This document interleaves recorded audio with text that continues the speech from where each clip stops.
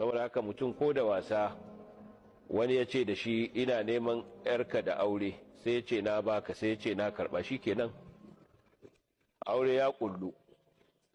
Ko da wasa ne, ko a wasan kwaikwayo ne.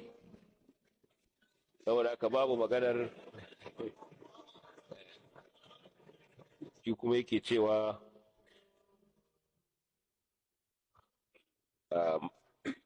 mutum ne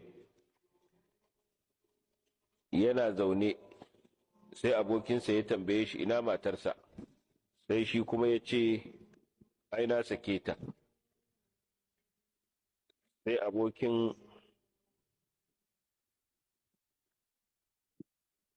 abokin ya ce da gaske kake? Sai ya ce a kai wasa nake yi.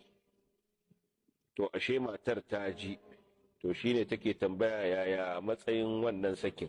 To Allah ya sa hakan ta faru da gaske, tun da wani lokaci kawai tambaya ce ake shirya ta kamar wani kacici. Shi saki ba a yi masa wasa, babu wasa a cikin saki. Idan mutum ya ce wa matarsa ya sake ta, to ta saku. Babu kuma daga baya dawo ya ce ai shi da wasa yake yi ba da gaske yake ba.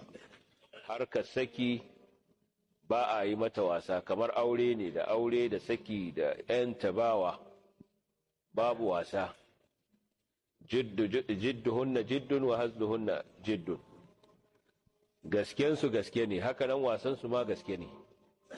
Saboda haka mutum ko da wasa wani ya ce da shi ina neman yarka da aure, sai ya ce na baka, sai ya ce na karba, shikenan aure ya kullu.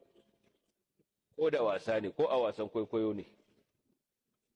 Saboda haka babu maganar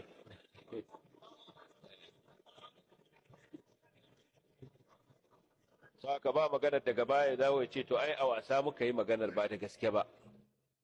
Wani ya ce to ai watakila babu shaidu, ba sharaɗi ba ne a samu shaidu a lokacin, daga baya ana iya baza labarin.